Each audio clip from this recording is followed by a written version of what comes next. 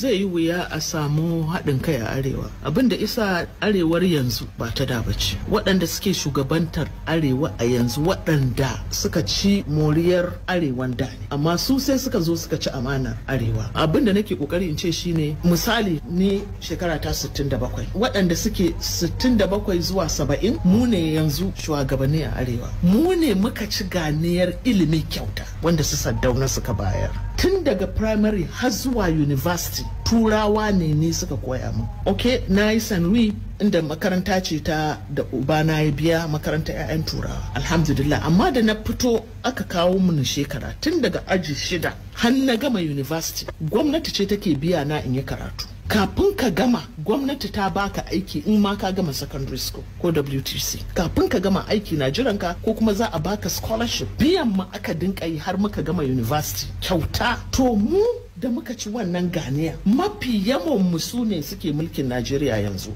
to su suka ci amanar arewa. A lokacin mu da dan ajin mu a secondary school, da dan labourer, da dan commissioner na education, da dan minister, da a makarantar gwamnati suke. Amma yau 'ya'yan mu kaf a turai suke karatu. To daga randa kake so ka kashe al'umma, abin da zaka fara yi shine ka janye ilimi, sai ka mai da su makafi. To in ka mai da su makafi, Allah ne ya ce ina za ka haɗa tsakanin makaho da mai ido, tsakanin mai ilimi kenan da jahili. Su waɗannan da suka ji ganiyar ilimi kyauta su ne suka kasar arewa, su ne a matsayin gwamnoni, su ne a matsayin ministoci. Daga cikinsu aka samu shugabannin ƙasa.